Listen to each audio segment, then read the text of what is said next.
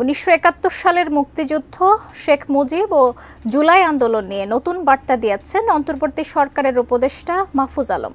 সামাজিক যোগাযোগ মাধ্যমে দেয়া এই বার্তা এরই মধ্যে ছড়িয়ে পড়েছে, যেখানে বাংলাদেশপন্থীদের অবশ্যই মুক্তিযুদ্ধপন্থী হতে হবে বলে মন্তব্য করেছেন তিনি। আরও জানাচ্ছেন এসআই রাজ। বাংলাদেশের মানুষকে রক্তক্ষয়ী সংগ্রাম ও এদেশের জন্মকে স্বীকার করেই রাজনীতি করতে হবে বলে মন্তব্য করেছেন অন্তর্বর্তী সরকারের উপদেষ্টা মাহফুজ আলম। তিনি বলেছেন, মুক্তিযুদ্ধের বিরুদ্ধে যারা যাবেন তারা মজলুম বাংলাদেশিদের বিরুদ্ধে যাওয়ার কারণে অতীতে পরাজিত হয়েছেন, সামনেও পরাজিত হতে বাধ্য। ২৮ জানুয়ারি নিজের ভেরিফাইড ফেসবুকে এক পোস্টে এসব কথা বলেন মাহফুজ আলম, যার শিরোনামে লেখা মুক্তিযুদ্ধ মানে বাংলাদেশ, ছাত্র জনতার অভ্যুত্থান মানে বাংলাদেশ। ফেসবুকের ওই পোস্টে মাহফুজ আলম লেখেন, মুক্তিযুদ্ধের পর কি হয়েছে তা নিয়ে সমালোচনা করুন, ইতিহাস পর্যালোচনা করুন, কোনো সমস্যা নেই। এমনকি মুক্তিযুদ্ধের সময়ে কি কি ঘটেছে তা নিয়েও তর্ক উঠতে পারে, কিন্তু সে সবই হবে মুক্তিযুদ্ধকে মেনে নিয়ে। এ প্রসঙ্গে উদাহরণ টেনে মাহফুজ ফেসবুক পোস্টে লিখেছেন, যেমন শেখ মুজিবের ফ্যাসিস্ট হয়ে ওঠা নিয়ে আমরা বলবো উনি ফ্যাসিস্ট ছিলেন, কিন্তু বাংলাদেশের জন্মে অনেক জাতীয় নেতৃত্বের মতো ওনার অবদান অনস্বীকার্য।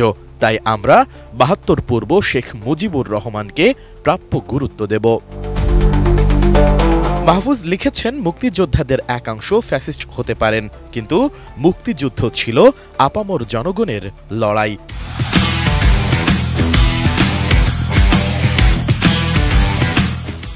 মুক্তিযোদ্ধাদের একাংশের ফ্যাসিস্ট, ইসলামফোবিক ও খুনি হয়ে ওঠার কারণে আপনি খোদ মুক্তিযুদ্ধ বা সকল মুক্তিযোদ্ধাকে অস্বীকার কিংবা প্রশ্নবিদ্ধ করতে পারেন না। এটা রাষ্ট্রের ভিত্তির সাথে গাদ্দারি। মাহফুজ আলম আরও লিখেছেন, আমরা ভুলে যাই মুক্তিযুদ্ধের পরবর্তী ১০ বছরের ইতিহাস ছিল ফ্যাসিস্ট মুজিববাদী মুক্তিযোদ্ধা ও ভারত বিরোধী দেশপ্রেমিক মুক্তিযোদ্ধাদের মধ্যকার লড়াইয়ের ইতিহাস, কিন্তু সেজন্য আধিপত্য বিরোধী কোনো মুক্তিযোদ্ধা খোদ মুক্তিযুদ্ধকে অস্বীকার করার দুঃসাহস করেননি। এখানেই বিনিকপন্থীদের সাথে অন্যদের তফাৎ।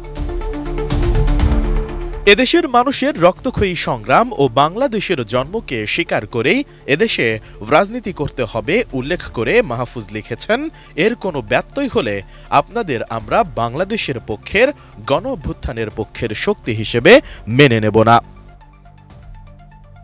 ২৪-এর গণ অভ্যুত্থান মুক্তিযুদ্ধের পরে ফ্যাসিস্ট মুজিববাদী প্রকল্পের বিরুদ্ধে অভ্যুত্থান, বাকশাল ২০ এর বিরুদ্ধে অভ্যুত্থান হিসেবে বর্ণনা করে মাহফুজ আলম লিখেছেন, কিন্তু মুক্তিযুদ্ধেরই ঐতিহাসিক ধারাবাহিকতা এ গণ অভ্যুত্থানে বরং শেখ পরিবার ও মুজিববাদী প্রকল্প থেকে মুক্তিযুদ্ধ পুনরুদ্ধার হল।